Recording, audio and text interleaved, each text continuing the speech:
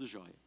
Mas na semana passada nós falamos sobre a supremacia de Jesus. Falamos sobre o ser supremo. Irmãos, quando pensamos na supremacia de Jesus, pensamos no ser que Ele é, exaltado, toda a criação, todos os seres celestiais, o próprio Deus o exaltou acima de todas as coisas. E assim mesmo, nós podemos chamá-lo de amigo, podemos chamá-lo de alguém que quando eu clamo, quando eu digo o seu nome, Ele para tudo para me ouvir. Eu tenho acesso ao seu gabinete, à sua sala principal, eu posso ir diante da sua presença. Ele é alguém que, quando usamos o seu nome, Ele respalda o que nós falamos. Olha que bênção, irmãos. E falamos sobre a supremacia de Cristo e quanto isso toca a nossa vida. E falamos sobre essa paixão por Jesus que precisa ser reacendida em nós. Ele não é um amiguinho que está aqui no nosso nível. Ele não é um Deus que a gente coloca na prateleira. Ele não é um nome qualquer que a gente pode falar o dia inteiro. Ele é o nome que está acima de todo outro nome. E hoje, nessa noite, eu quero ir para o final da história. Se falamos do começo, onde Ele foi criado, por Ele, para Ele são criadas todas as coisas, eu quero que nessa noite a gente medite sobre o Rei que está voltando. O Jesus que um dia vai voltar para nos buscar. O Senhor em glória. E nós vamos trabalhar nessa perspectiva. Por quê, irmãos? Porque o mundo, nessa época do ano, costuma lembrar somente de Jesus como o bebezinho da manjedoura. Aquela coisinha linda, o servo humilde, que caminhou pelas estradas da Galileia, que ministrou sobre pessoas, que falou palavras bonitas e morreu naquela cruz. Mas essa é apenas a metade da história. Porque a narrativa das Escrituras não termina naquela noite silenciosa, mas ela culmina num espetáculo, num evento que é de proporções terrestres, global, algo que vai mexer com todas as nações, todos os reinos, povos, línguas e nações, algo visível, universal, que é a segunda vinda do nosso Mestre. Jesus dessa vez não volta como um bebê indefeso, mas Ele vai voltar como um Rei dos reis. Ele vai ser anunciado pelos anjos. Ele vem para estabelecer justiça. Ele vem para recompensar os justos. Ele vem para governar eternamente. O Cristo que foi rejeitado enquanto vivia na terra, agora vai voltar para estar glorificado para sempre. O Cristo que foi coroado com espinhos naquela cruz, volta agora com a coroa de glória. Irmãos, viver sem a consciência desse final, viver sem a consciência do que nós estamos pregando, para onde nós estamos indo, esse final garantido por Deus para nós, é não entender o propósito da vida. Nós não estamos apenas passando tempo aqui na nossa existência. Nós não estamos cumprindo uma rotina religiosa cada vez que nós viemos à igreja. Nós não estamos só gastando tempo cada ano que se passa sobre nós. Nós temos um só objetivo. Se você foi lavado e remido pelo sangue do Cordeiro, há um objetivo sobre você. Você está vivendo cada dia se preparando para a sua grande volta. E é por isso, irmãos, que hoje nós vamos olhar para o que a Bíblia nos ensina sobre como a certeza da volta de Jesus, como a certeza do retorno glorioso desse Mestre, da segunda vinda, não só da vinda que celebramos no Natal, mas agora dessa vinda gloriosa para aqueles que nasceram, onde Jesus nasceu dentro de nós, que vem para nos buscar, como essa volta de Jesus deve moldar a nossa forma de viver o agora, a nossa forma de viver o dia chamado hoje. Como, pastor? Servindo a Deus com fidelidade, servindo a Deus com intensidade, servindo a Deus, irmãos, com perseverança, até aquele dia em que nós o veremos face a face. E eu não sei você, mas nós vamos falar aqui no decorrer de tudo isso, que as dores de parto, a Bíblia diz que há um período antes de que comece o período da volta de Jesus, do fim dos tempos. Antes desse período do fim dos tempos, há um período de preparo. Porque diz que depois de todas essas coisas, vem então o tempo da volta da tribulação. E aí Paulo vai comparar isso a dores de parto. Eu não sei você, mas eu não sei o que é ter dor de parto, né? Acho que você já sabe disso. Mas eu me casei, tive meus filhos, vi a minha esposa tendo dores de parto. Você que já teve filhos, você sabe o que é. As dores de parto, elas não vêm tudo de uma vez, elas vão vindo. Elas vêm, de repente elas vão se aproximando, elas vão se intensificando até que nasça. Dores de parto não significa, não é um sinal de coisas ruins, pelo contrário. As dores de parto significa que algo bom vai acontecer, que vai vir algo que nós estamos esperando, que nós estamos nos preparando para aquilo. Não é assim que a família faz? A família se prepara, compra um enxoval, se prepara tudo, vai no médico, faz todas as consultas, toma vitaminas, cuida da casa, prepara o quartinho e tudo. Mas chega a hora da dor, chega a hora das dores que vão se intensificando. Isso não significa que é algo ruim, pelo contrário, para chegar no objetivo final, tem que passar por isso. E eu não sei se você tem percebido, mas nós, nesses últimos tempos, parece que as dores de parto, para aquilo que o Senhor quer fazer conosco, essas dores estão cada vez mais se intensificando. O vácuo, o intervalo entre essas dores, entre essas contrações, parece que estão cada vez mais próximos. Antes era uma contração aqui, outra lá, mas agora parece que é sempre uma nova coisa. Desses últimos 5 anos para cá, depois de tudo que nós passamos, cada vez que você vê algo acontecendo, a corrupção, as coisas acontecendo à nossa volta, o rumo que essa terra está tomando, o posicionamento de pessoas, o amor esfriando, os sinais estão cada vez mais próximos, as dores de parto estão se intensificando. E isso significa, meu irmão, que eu e você precisamos estar alertas. Nós que temos guardado em nós a palavra de vida, não podemos perder conta, deixar para lá, fazer vista grossa para o que está acontecendo à nossa volta. Não somos melhores do que ninguém, pelo contrário, nós temos uma informação que pode mudar a vida de pessoas, e é por isso que nós nos preparamos, porque uma vida que é vivida sem a consciência de que nós estamos nos preparando para isso, pode ser uma vida perdida, pode ser uma vida onde nós não estaremos prontos.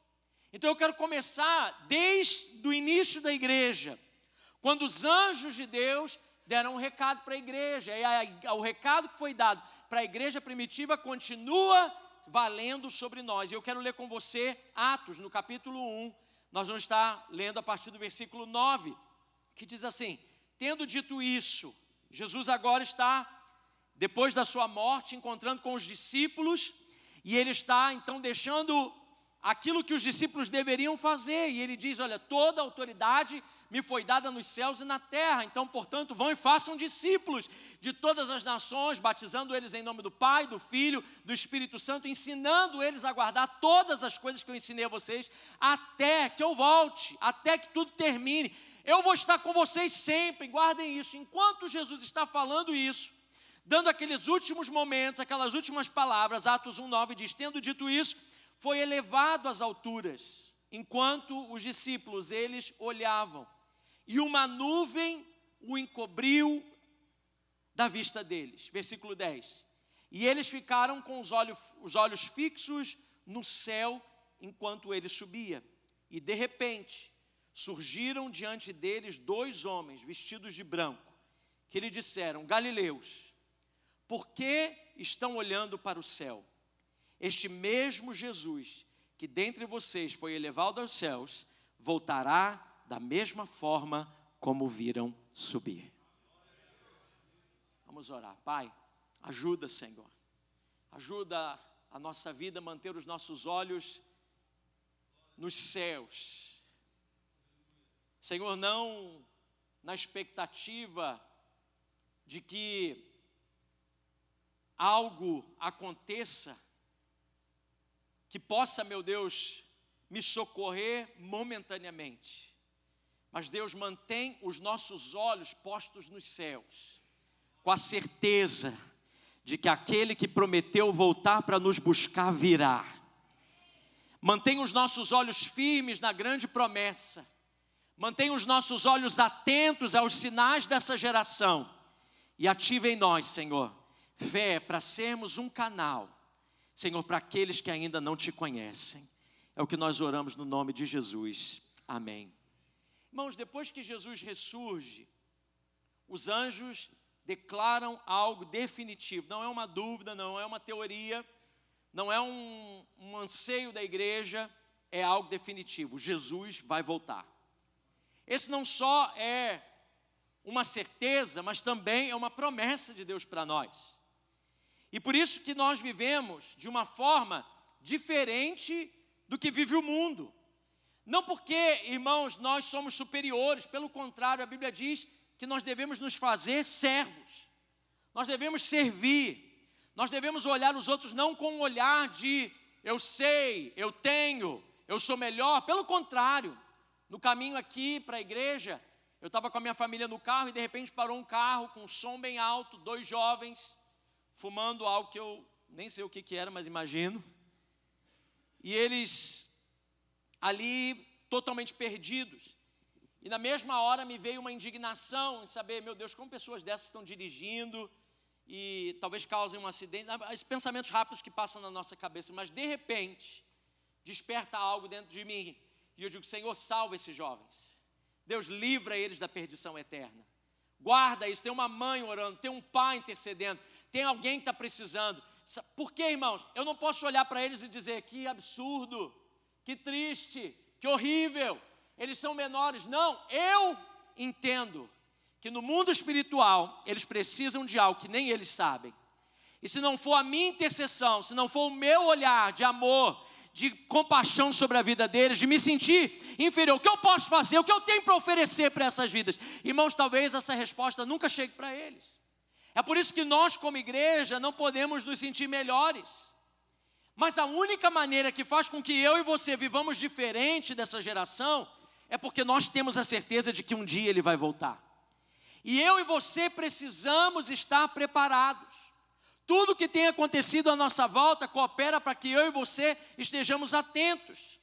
Vivamos aguardando a volta do Messias. Quem vive sem pensar na volta de Jesus, vive de um jeito. Mas quem vive consciente de que um dia estará diante dele, vive de uma forma completamente diferente. Sabe por quê, meu irmão? O rei vem. Ele vai voltar. Se você ainda não participou desse culto em nada, fala para a pessoa do teu lado, fala para ela assim, a única certeza que eu tenho nessa noite é que o rei está voltando. Diga para ela. O rei está voltando. O rei está voltando, como é que ela reagiu? Ela ficou feliz ou ela ficou com medo? Porque essa notícia não pode gerar em nós medo. Essa notícia para nós é a esperança que nos guarda. A intenção de tudo que nós vamos falar nessa noite não é somente gerar em nós um desespero, mas pelo contrário, nós precisamos estar alertas, porque é uma realidade, irmãos. Isso é real, é a verdade de Deus sobre nós. A gente fica tão apegado às coisas dessa vida que esquecemos que nós temos uma vida vindoura. E nós precisamos estar atentos. Jesus, ele está voltando, e na primeira vinda ele veio para salvar, mas na segunda vinda ele vem para reinar. E hoje nós vamos olhar o que significa dizer que Jesus, que é o nosso rei, está voltando. Como que vai ser essa segunda vinda de Cristo? Se a gente precisa entender sobre isso, eu quero trazer para você 3 pontos. No terceiro ponto eu vou aí esmiuçar um pouquinho mais para que a gente entenda como será a segunda vinda de Jesus. Como que vai ser? Primeiro nós vamos falar sobre a natureza da sua volta. Nós já falamos aí como será a vinda, então vamos falar um pouquinho da natureza dessa volta. A Bíblia, ela é constante, ela é consistente em dizer que a volta de Jesus será repentina e inesperada. Ela não vai ser uma volta anunciada com antecedência, nem marcada num calendário humano, irmãos. A volta de Jesus, nas Escrituras, ela acontece de forma de repente. E é por isso que a própria palavra nos chama repetidas vezes a estar preparados, a estarmos vigilantes, a estarmos espiritualmente despertos. Você vai ver isso em vários textos da palavra. Lá em 1 Tessalonicenses 5,2 diz que o dia do Senhor virá como ladrão à noite. Ou seja, quando ninguém está esperando, quando há uma sonolência batida, quando todo mundo está dormindo, Quando todo mundo está num estágio de letargia, de descanso, e desligados, desconectados, porque é assim que acontece, quando ninguém está esperando, é assim que vai acontecer. Mateus 24, versículos 43 e 44, o próprio Jesus nos alerta e diz: vigiem, vocês precisam estar preparados. O próprio Senhor vai trazer para nós um alerta. Ele diz: vocês precisam estar preparados. O que isso significa para mim e para você? Que há um esforço intencional na espera de Jesus. Não é a gente sentar, botar o pé para cima, pegar um copo de suco de laranja, ficar esperando que ele volte. Nós precisamos estar preparados. Tem um trabalho meu e seu, um esforço meu e seu, uma atenção minha e sua, que precisa acontecer. Mateus também, ali um pouquinho antes, no capítulo 24, diz que a volta de Jesus seria como nos dias de Noé, quando veio o dilúvio. Imagina, naquela época, hoje é fácil a gente dizer isso, mas naquela época eles não sabiam nem o que era chuva. Noé estava dizendo: olha, vai chover. Quando alguém que nem sabe o que é chuva, olhava e dizia: ok, tá bom. E ele está construindo um barco e dizendo: olha, essa chuva vem de forma tão intensa que vai inundar toda a terra e nós ficaremos aqui todos inundados. E a única resposta é esse barco. Agora imagina uma geração que nunca ouviu falar de chuva, nunca viu chuva, vendo construir um barco para algo que vai inundar tudo e não tinha noção. Então seria como nos dias de Noé. Em que aspecto, pastor? Quando ninguém estaria dando conta do que seria. As pessoas estavam casando, se dando em casamento, estavam trabalhando, estavam curtindo a vida, estavam cuidando dos seus próprios afazeres e planejando o seu futuro. A vida acontecia normalmente. E o fato de pensar numa arca que os salvaria de algo que eles não conheciam, que viria pela frente, fazia deles alguém rejeitar aquela notícia. A vinda do Filho do Homem será assim também. Mateus 24, ainda no versículo 36, diz que o dia e a hora nós não sabemos. Não há como dizer o dia e a hora que Jesus vai voltar. E é por isso, irmãos, esse ensino sobre a subitaneidade da volta de Jesus, algo súbito, repentino, que não tem um dia certo para nós, não tem aqui como objetivo gerar em nós medo, mas esse é o fator que deve gerar em nós vigilância, prontidão espiritual e atenção. Hoje essa palavra, chegou Jesus, deve gerar em nós um sentimento de prontidão. O mundo não estava esperando que Jesus viesse da forma que veio da primeira vinda. Também não vai esperar a sua segunda vinda. Não é algo, irmãos, que nós podemos olhar e dizer assim: vai acontecer dessa forma, então a gente deixa esperar um pouquinho mais para a gente se preparar. Não, o tempo é agora. Sabe por quê? Porque chegará o grande dia onde os céus vão abrir e ele voltará. E isso é verdade. Mas para muita gente, Jesus já voltou hoje. Para muitas pessoas, o Senhor voltou para buscá-las. Elas saíram dessa vida para uma outra eterna. E sabe, irmãos, é isso que nós precisamos. Nós não temos controle sobre a nossa existência. E mesmo que um dia todos nós estejamos esperando, eu não sei se acontece na vida dos meus filhos, dos meus netos, eu espero, do jeito que as coisas estão, eu sei que a geração dos meus filhos vai experimentar algo muito poderoso, um derramar do Espírito Santo. É sinal desse grande momento em que a terra será preparada. Eu não sei quando vai acontecer, mas mesmo quando todos nós estamos esperando a vinda do Mestre, Jesus pode voltar para nós a qualquer momento.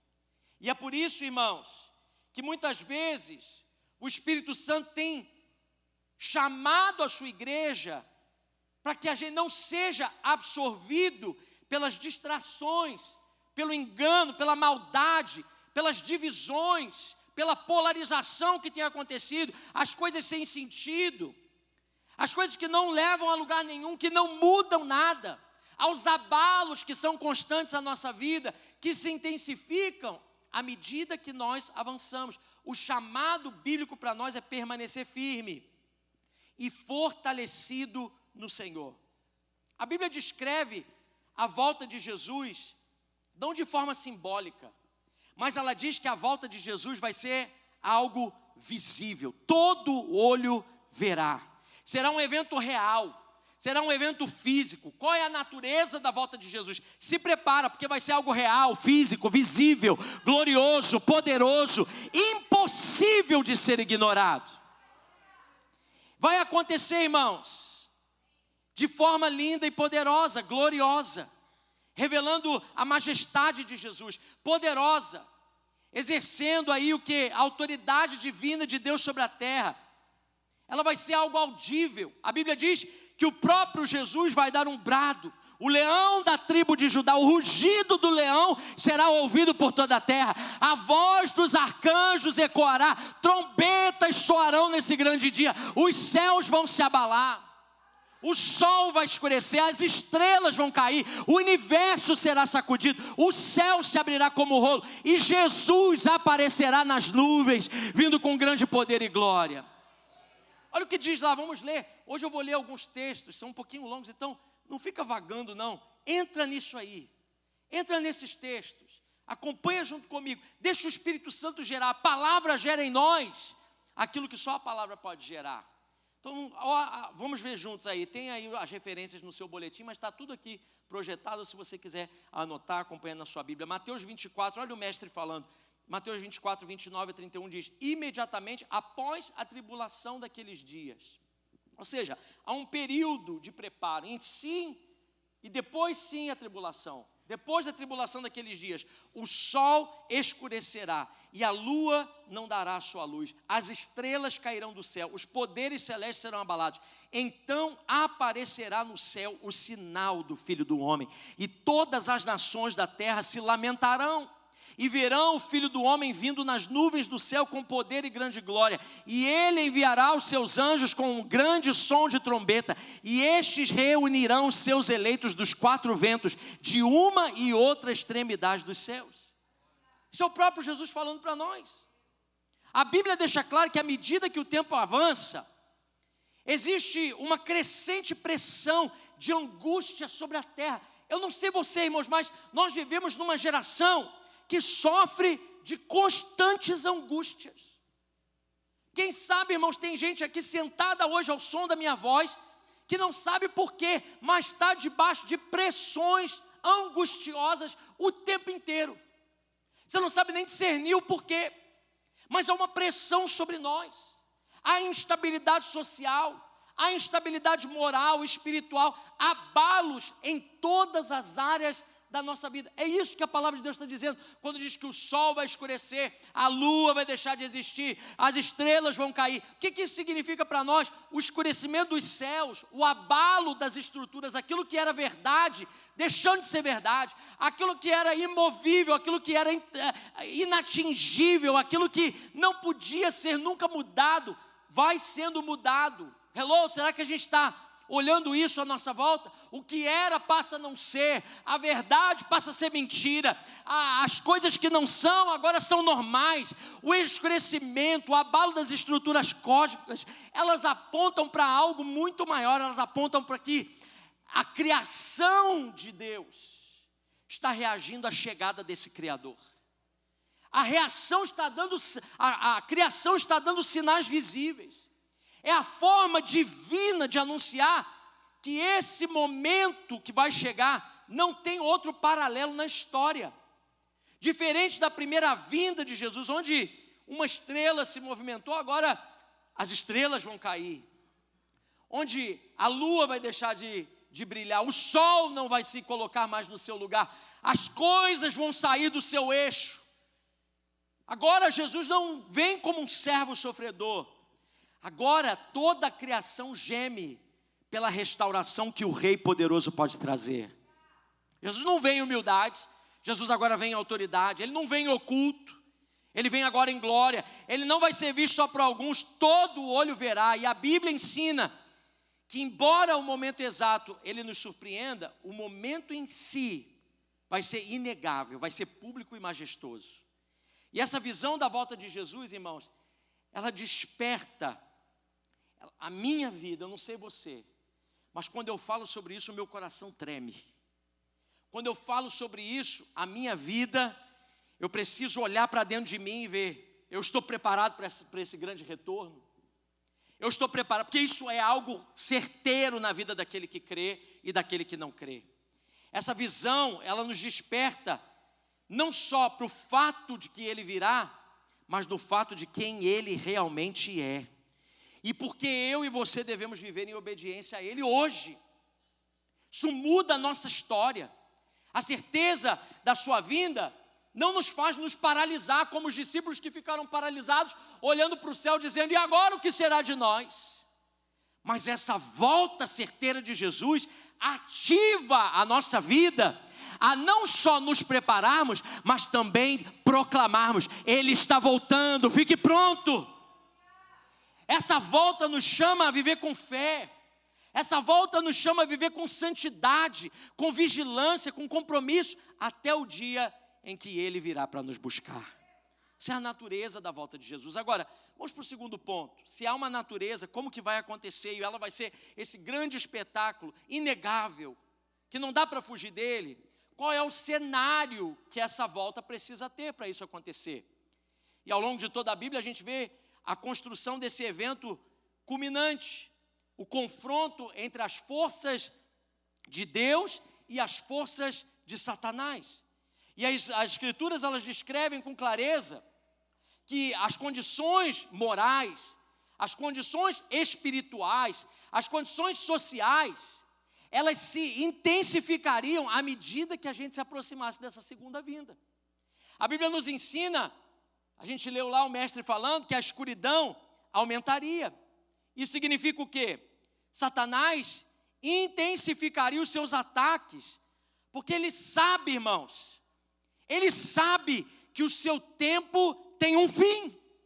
O inimigo sabe que o grande dia está chegando, e é por isso que ele teme e ele trabalha com mais força, porque ele sabe que os seus dias estão contados e ele perderá eternamente. E é esse período que vai ser marcado por sinais claros e progressivos. O aumento da maldade, a atuação crescente do espírito chamado do espírito do anticristo, onde nada agora se submete ao senhorio de Jesus. Na verdade, é um espírito que tenta abolir a sua presença e a sua influência dessa geração. Intimidação, ódio, perseguição pelo fato de você seguir o nome de Jesus, pela causa de Cristo. Abalos na terra, nas nações, crises políticas, crises econômicas, crises sociais, desastres, fomes, pestes, sinais nos céus e na terra, divisão, discórdia, apostasia, pessoas se afastando da verdade, falsos ensinos, engano espiritual, decadência moral generalizada. Será, irmãos, que nós conseguimos discernir à nossa volta esses sinais? Esse pano de fundo que precisa acontecer? Olhe comigo lá em 2 Timóteo, no capítulo 3, o apóstolo Paulo fala desse cenário. Olha só, ele diz, saiba disso, nos últimos dias. Então ele está apontando para esse tempo que nós estamos aguardando. Nos últimos dias sobrevirão tempos terríveis. Os homens serão egoístas, avarentos, presunçosos, orgulhosos, arrogantes, blasfemos, desobedientes aos pais, ingratos, ímpios, sem amor pela família, irreconciliáveis, caluniadores, sem domínio próprio, cruéis, inimigos do bem, traidores, precipitados, soberbos, mais amantes dos prazeres do que amigos de Deus, tendo aparência de piedade, de amor, mas negando o seu poder. Afastem-se desses também. Hello? Será que a gente está vivendo num tempo onde essas coisas, elas são mais reais do que nunca à nossa volta? Paulo diz que no final dos tempos, esse é um sinal que a gente precisa estar atento. Esse texto aqui não descreve apenas o mundo, ele também fala da igreja, fala de irmãos que vão dizer uma coisa e viver outra. O amor de muitos que não age como prega. Fala sobre uma religião vazia, que mantém aparência de fé, que mantém um discurso cristão, mas rejeita o poder transformador de Jesus. E qual é o cenário, então, que a gente precisa ver se isso tudo vai acontecer na nossa vida? E mesmo diante desse cenário, a Bíblia vai trazer algo fundamental, que Deus ainda no meio disso tudo, Ele ainda está segurando o juízo. Ele diz, nos dias finais essas coisas vão acontecer, mas ainda não é o fim. O Senhor ainda está segurando, Ele está retardando aqui a sua ira. Por quê? Porque Ele ainda dá oportunidade para a gente se ajustar hoje. A ira de Deus está sendo segurada, está sendo de alguma forma adiada, porque a sua misericórdia está chamando pessoas ao arrependimento. E esse é o tempo meu e seu. Quantos estão aqui nessa noite ouvindo essa palavra? Esse é o tempo meu e seu como igreja de cumprir uma missão, irmãos. Nós fomos chamados para aproveitar esse tempo ainda que esse pano de fundo iria acontecer mesmo. A gente não pode ficar só olhando e dizer assim, está uma desgraça mesmo, o tempo está terrível, olha aí como é que estão as coisas. Não, meu irmão, quando você vê essas coisas acontecendo, trabalhe com mais afinco, porque a porta da graça ainda está aberta. Há uma missão que eu e você precisamos ter. Nós precisamos ainda espalhar as boas notícias de que ainda há uma esperança. Jesus declarou lá em Mateus 24:14, e esse evangelho do reino será pregado em todo o mundo, com o testemunho de todas as nações. E aí o que, irmãos? O que está escrito lá? Me ajudem aí, pessoal. Isso. Então vai vir o quê? Então virá o fim. Só quando for pregado.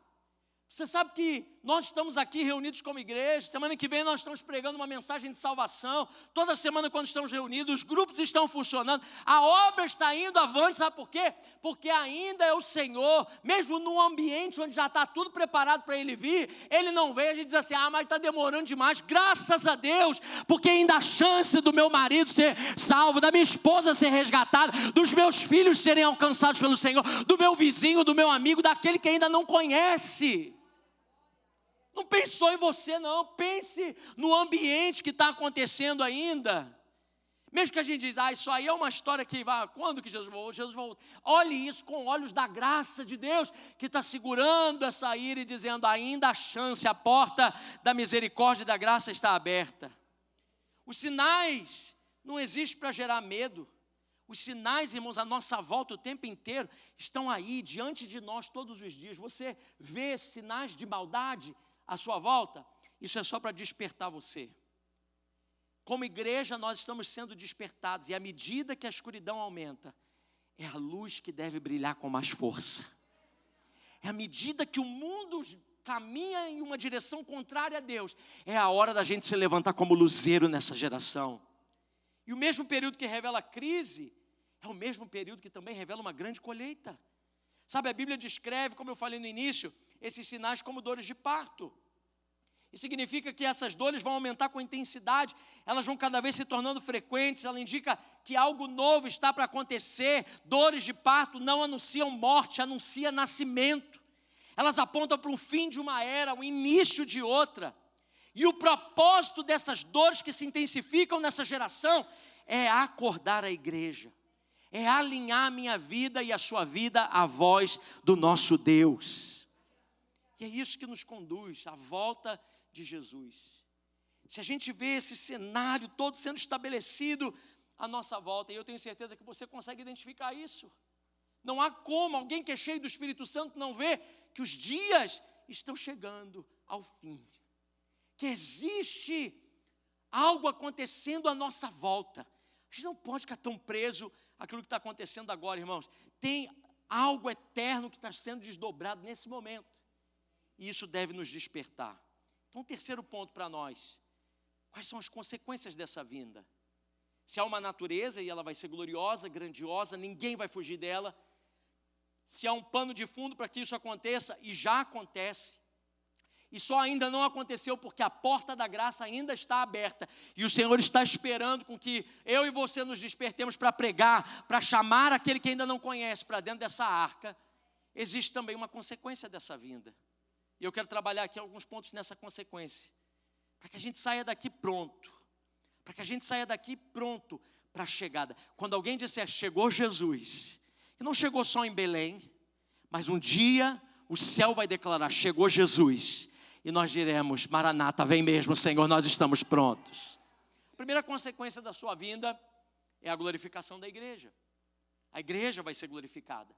Na primeira vinda, Jesus se esvaziou e velou sua divindade dentro de um bebezinho, dentro da humanidade. Sua glória foi vista por quem estava à sua volta. Brevemente foi vista pelos seus discípulos no momento da transfiguração, quando ele realmente revelou quem ele era. Mas na segunda vinda, o véu vai ser totalmente removido. E a sua glória vai aparecer como a luz sobrenatural e incontida. A mesma glória que cegou Paulo no caminho de Damasco. É essa glória que vai vir sobre nós e vai entrar no nosso coração, vai dissipar as trevas. A Bíblia diz que com o brilho da sua glória, ele vai destruir Satanás. Você imagina isso? O brilho da sua glória e o inimigo se derretendo, se desfazendo diante dele. Jesus disse que a sua vinda vai ser tão brilhante, tão universal, que é como um relâmpago que atravessa o céu. Olha lá 1 Tessalonicenses, capítulo 4, versículo 16 e 17, falando sobre a glorificação da igreja. Diz: pois o Senhor mesmo descerá do céu como um brado de comando, com a voz do arcanjo e com o toque de trombeta de Deus. Primeiro os mortos em Cristo ressuscitarão, e depois com ele nós, os que ainda estivermos vivos, seremos arrebatados nas nuvens ao encontro do Senhor nos ares. Então estaremos com o Senhor para sempre. É essa glorificação, quando Jesus voltar, aqueles que já tinham dormido no Senhor ressuscitarão, e aqueles que estarão vivos serão reunidos com ele na glória. Todos os crentes serão libertos para sempre do domínio da morte. E o processo começa com a ressurreição dos mortos e depois a glorificação daqueles que estão vivos. Todos, vivos e mortos, vão encontrar o Senhor. Nunca mais seremos separados dele. E o propósito da sua vinda é esse: é atrair aqueles que são seus de volta para si eternamente. Você imagina? Jesus está voltando, irmãos, porque ele quer nos receber como seu povo. É o cumprimento da promessa que ele mesmo nos disse. Ele disse: eu vou preparar para vocês lugar. E se eu for preparar esse lugar, eu voltarei e levarei vocês para mim, para que onde eu estiver, vocês também estejam comigo. Olha 1 João 3, versículo 2 e 3 diz: amados, já somos filhos de Deus, mas ele ainda não nos mostrou o que seremos quando Cristo vier. Nós não estamos glorificados, ainda estamos no corpo humano, sofrendo as lutas dessa vida. Sabemos, porém, que seremos semelhantes a ele. A volta de Jesus vai fazer com que a igreja seja glorificada, pois o veremos como ele realmente é. E todos que têm essa esperança se manterão puros, como ele é puro. Quando Cristo vier, primeiro, qual é a consequência dessa volta? A primeira coisa é que nós seremos glorificados. Nós vamos ver o Senhor na sua totalidade, sem limitações. Sua glória vai ser totalmente revelada a nós.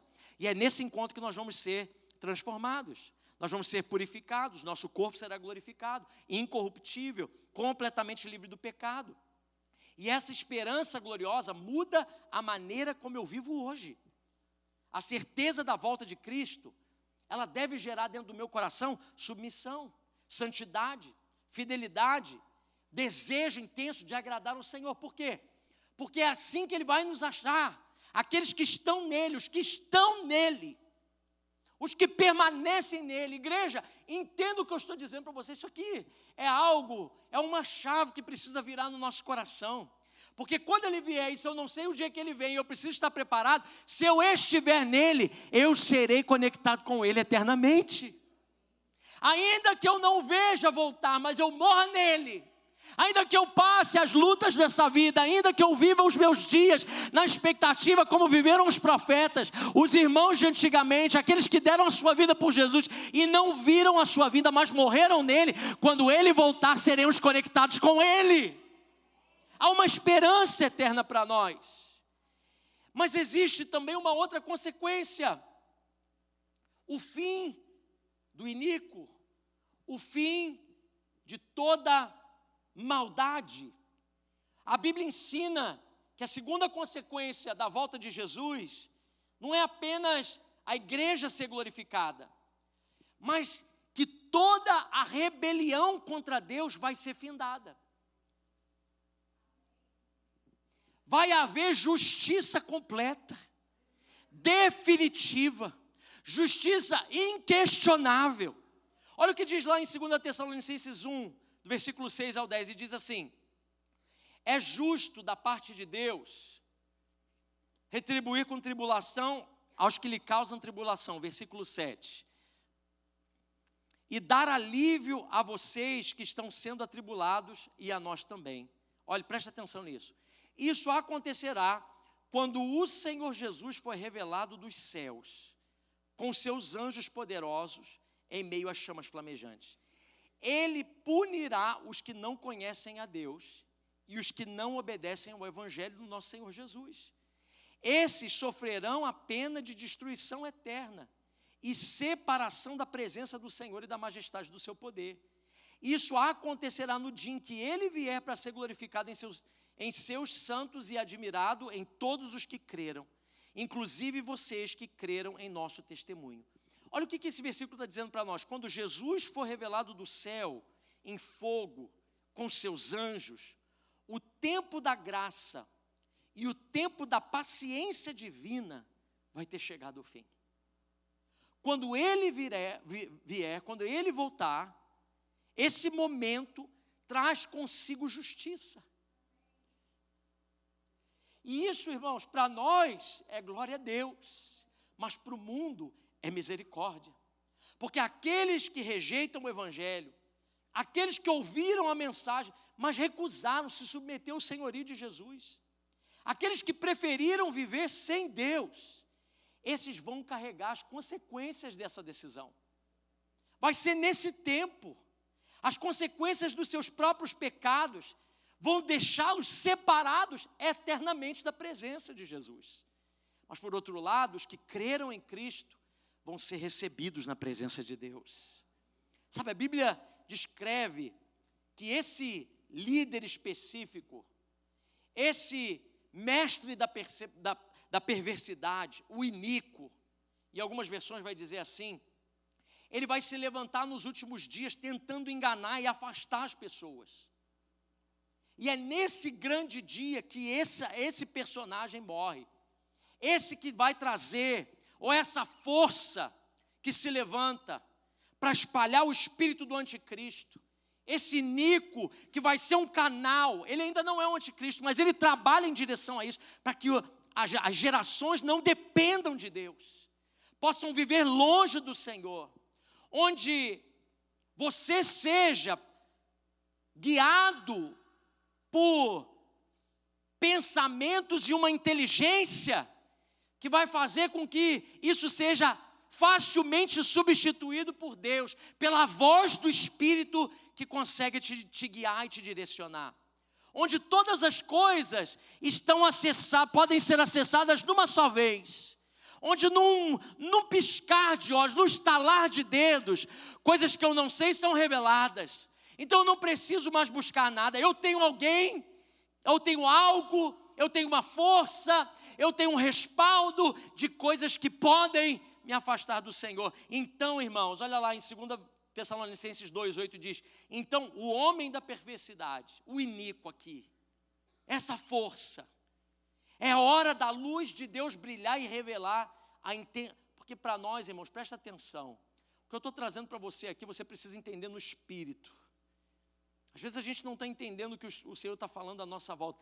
Eu peço para que o Espírito Santo comece a revelar sobre a sua vida, a sua palavra, para que você não fique como alguém que não conhece. O Espírito de Deus que habita dentro de você vai ativar coisas dentro da sua vida que vai manter os seus olhos abertos nesses dias.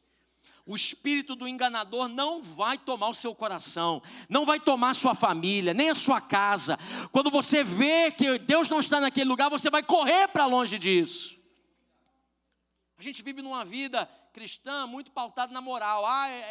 Pecado é só isso, é fazer tal coisa. Sabe, irmãos, existem tantas coisas sutis que entram dentro de nós, no nosso dia a dia hoje, que nos afastam de uma dependência real de Jesus. E é isso que nos leva para longe eternamente do Senhor. Ele diz assim, olha, versículo 8, então, pode botar lá, deixa projetado. Então o homem da perversidade será revelado, mas o Senhor Jesus, o matará com o sopro da sua boca e o destruirá com o esplendor da sua vinda. Sabe o que é o sopro da boca de Deus? A palavra que sai da boca de Deus. Sabe o que vai fazer diferença nesse tempo que a gente está vivendo de preparação? É a gente ouvir com clareza a voz do Senhor. É a palavra de Deus que mata o iníquo, que mata esse espírito de confusão. É a voz de Deus liberada sobre nós. O sopro da sua boca representa essa autoridade de Jesus na sua palavra. É isso que você precisa se esmerar em conhecer, e se aprofundar e mergulhar nisso. Jesus não precisa de um exército, não precisa de uma estratégia, não precisa de batalhas prolongadas. A glória da sua presença, a autoridade da sua voz são suficientes para desfazer o poder das trevas instantaneamente.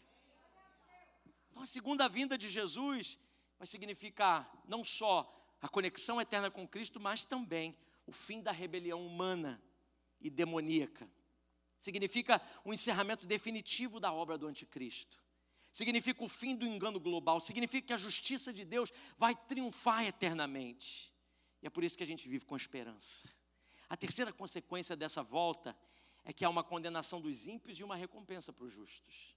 Olha lá comigo João 5, 28 e 29, diz: não fiquem admirados com isto, pois está chegando a hora em que todos os que estiverem nos túmulos ouvirão a sua voz e sairão.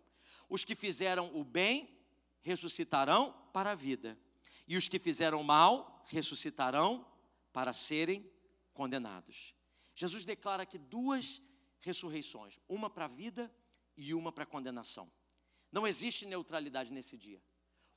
A consequência da volta de Jesus é que não tem como dizer: eu não tive tempo, eu não consegui, eu não fui, eu não sabia. Não existe neutralidade, cada pessoa vai responder por aquilo que fez. E é por isso, irmãos, que a salvação é pela graça. Porque se olharmos para cada um de nós aqui, nós temos coisas que nós não temos como apresentar para Deus como justas. Mas a graça de Deus nos basta. O poder de Deus se aperfeiçoa na nossa fraqueza. O sangue de Jesus nos purifica. E naquele grande dia onde seremos cobrados das coisas que fizemos, estará um grande J, escrito pelo sangue de Jesus, de justificados pelo sangue do Cordeiro. A salvação é pela graça.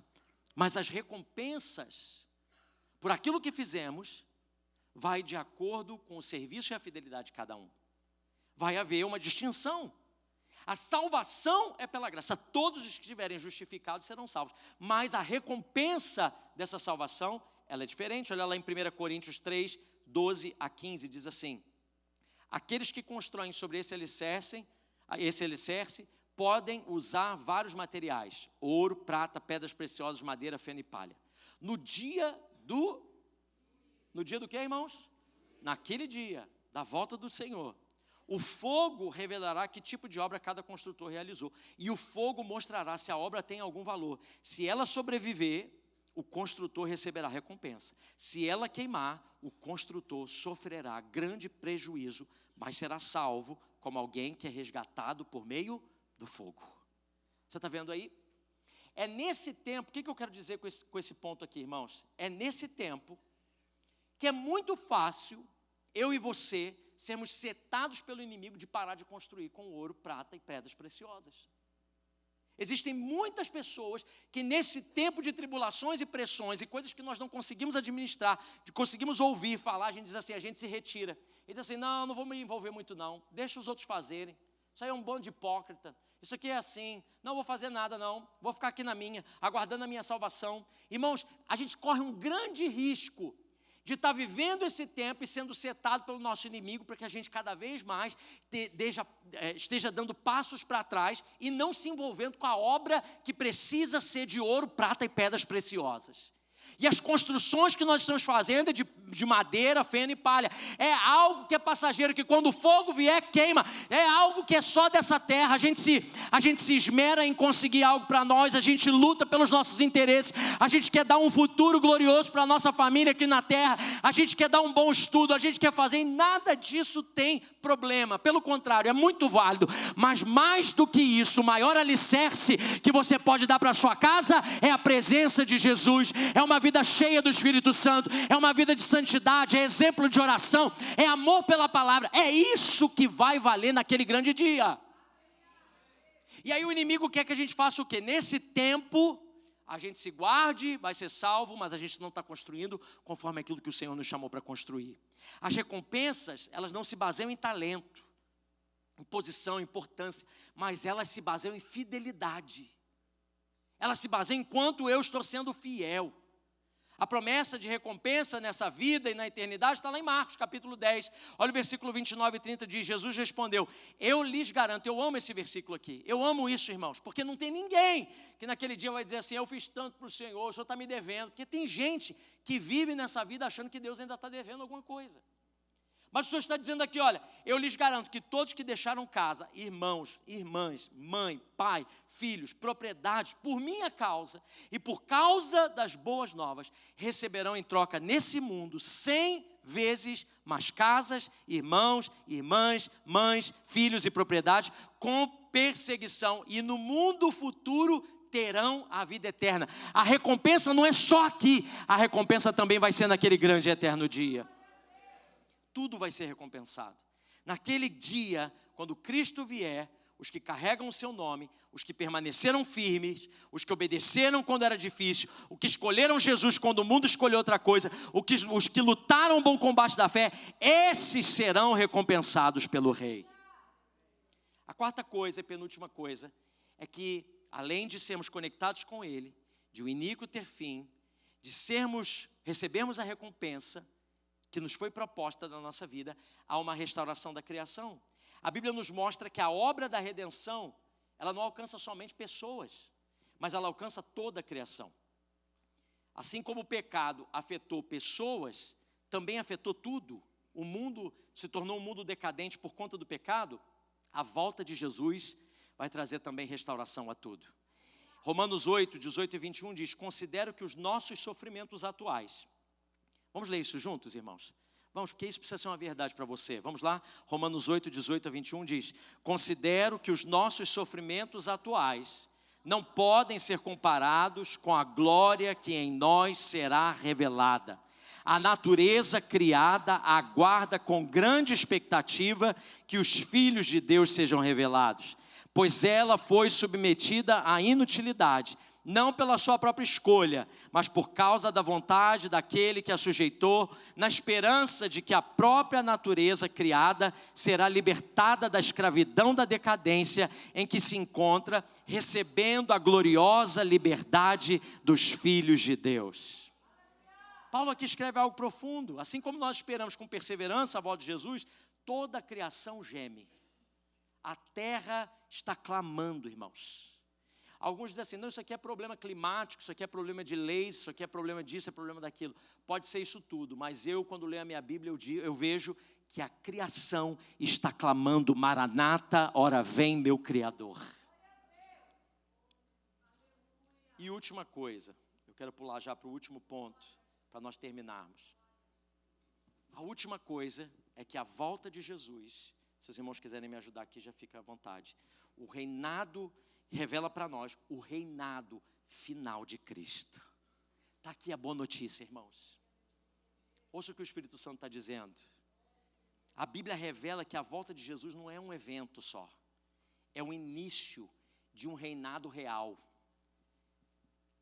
definitivo. Vou deixar o pessoal subir, porque aí todo mundo fica olhando para lá, ninguém olha para mim. Isso. Todo mundo sobe de uma vez. Esse ministério de louvor é uma bênção, irmãos. É uma bênção, não é? É uma bênção esse ministério de louvor. Que presença de Deus quando eles cantam, quando eles ministram, não é verdade? É uma bênção. Até agora estão prestando atenção tanto na palavra, que até para chamar para subir, eles ficam assim, porque eles estavam prestando atenção. Qual é a igreja, irmãos? Eu vejo muita igreja por aí, o ministério de louvor está lá fora. Enquanto está a pregação, os irmãos estão tomando café, água, batendo papo lá fora. Nosso ministério de louvor é sério, é gente de Deus, é gente que ama a palavra, que reage ao que o Senhor está fazendo. Louva a Deus por isso. A Bíblia vai revelar, irmãos, essa volta de Jesus como sendo não apenas um evento, é o início. Irmãos, a volta de Jesus é só a porta. 1 Coríntios 15, É o último texto que eu quero ler. 1 Coríntios 15, 23 a 26 diz: cada um, porém, por sua vez, Cristo, o primeiro fruto. Depois, quando ele voltar, todos aqueles que lhe pertencem.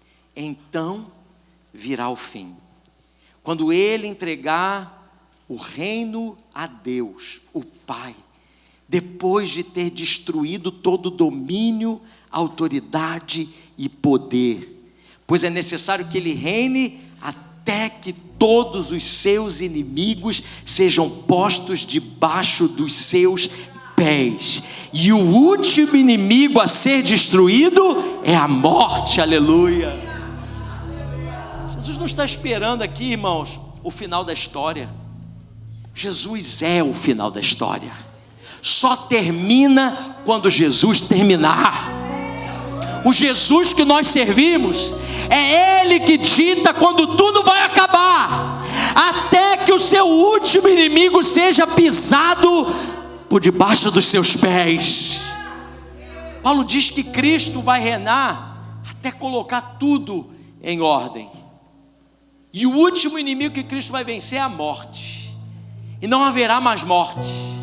A morte que entrou no Éden, ela vai ser dissipada. Assim como no Éden o Senhor disse: um dia o calcanhar desse homem vai pisar a tua cabeça, serpente. É nessa volta de Jesus que a cabeça da serpente vai ser esmigalhada. É por isso, irmãos, que o mal anda agitado. Eu não sei você, irmão, mas a palavra diz lá em Isaías que um dia todos nós veremos o nosso inimigo. E aquele que amedrontava as nações, quando a luz de Deus bater, nós olharemos para ele e diremos: esse era aquele que causava mal às nações? Sabe por quê? Porque ele faz esse alvoroço inteiro, ele chama atenção, ele grita, ele esperneia. Sabe por quê? Porque ele sabe que a sua cabeça será amassada, será pisoteada pelos pés do meu Senhor. O Senhor já venceu. O Senhor agora ele só está terminando o serviço. Na cruz ele já tomou das mãos do inimigo o poder, a autoridade. A morte já não pertence mais às trevas. O que nós como seres humanos demos de bandeja, o Senhor tomou para si. E ele disse: eu pagarei, eu vou vencer. Isso significa, meu irmão, deixa eu dizer uma coisa para você. Entenda, o governo de Jesus não é frágil. O governo de Jesus não é ameaçado. O governo de Jesus não depende do humor das nações, não depende de chefe de estado, não depende de exércitos, não depende de leis, não depende de economia, não depende de nada. Ele reina com absoluta autoridade. Tudo que hoje tenta assustar a tua vida, tudo que hoje tenta oprimir você, tudo que tenta te desanimar, já tem os dias contados. Nenhuma força do inferno vai sobreviver à presença de Jesus.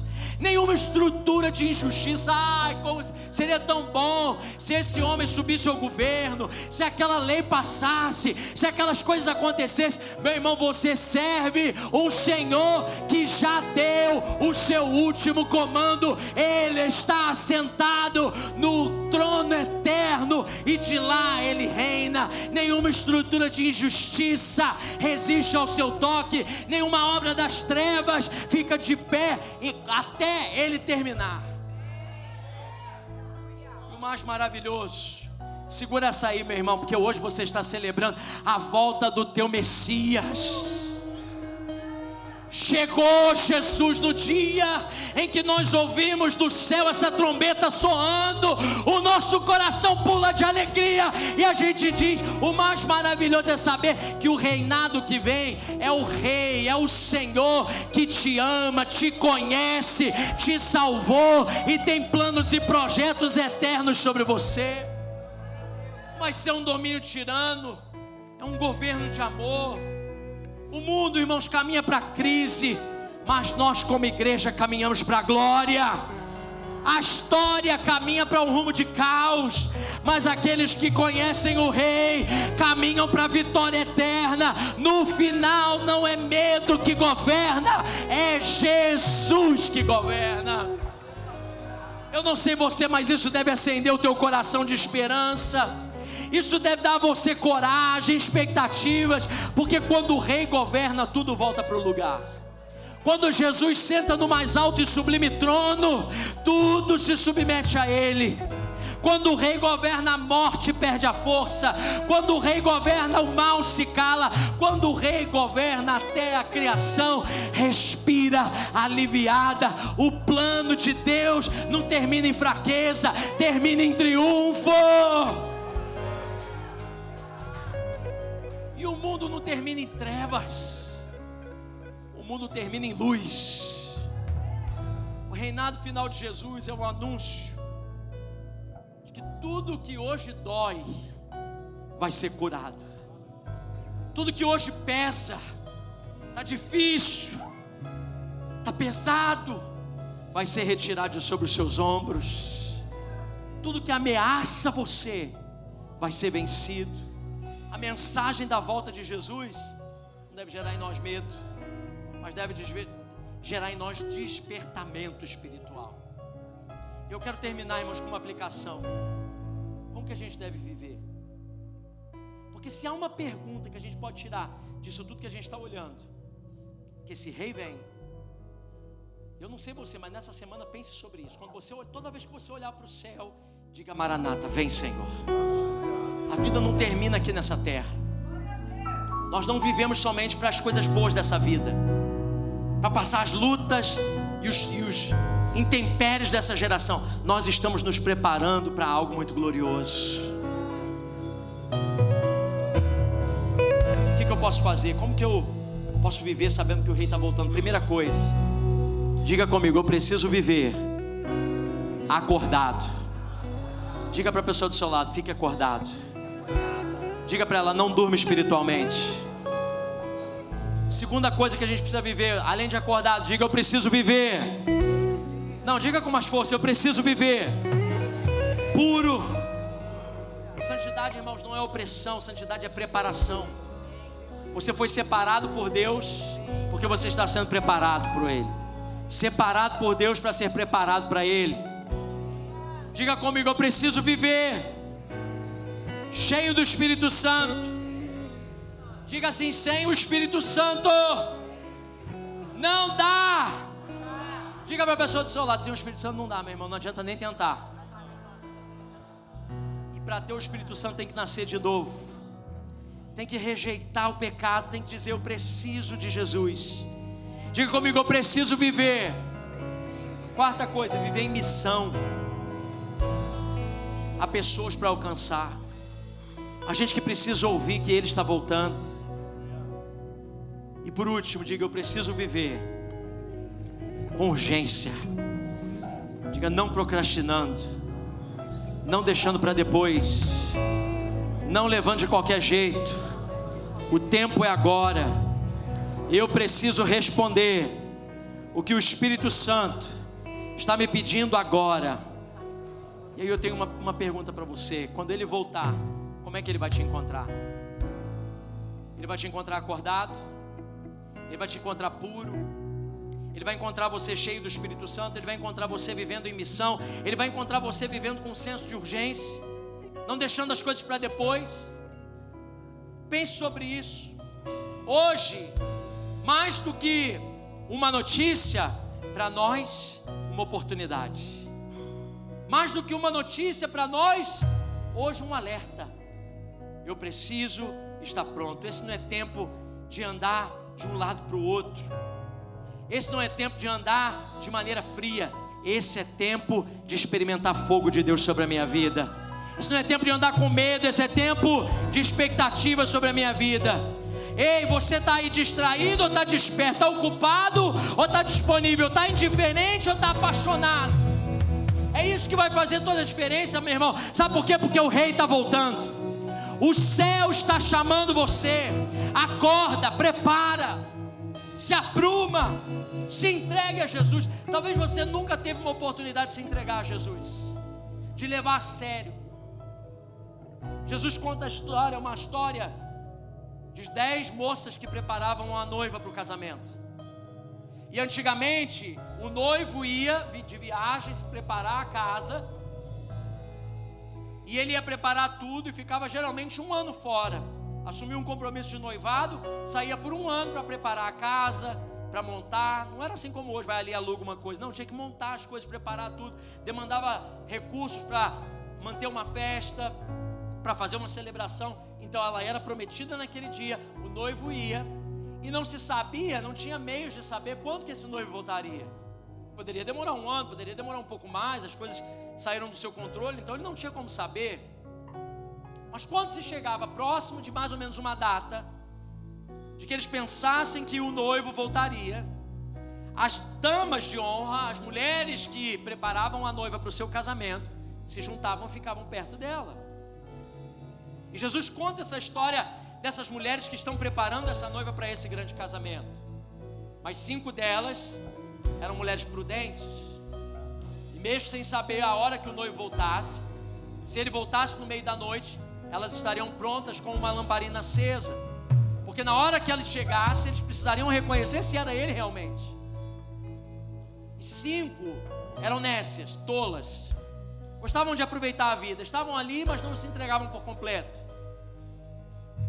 E naqueles dias em que elas estão com a noiva, ouve-se um grito: lá vem o noivo, ei Jesus, chegou Jesus. A Bíblia diz, Jesus mesmo contando essa história, diz que alguém grita: chegou o noivo.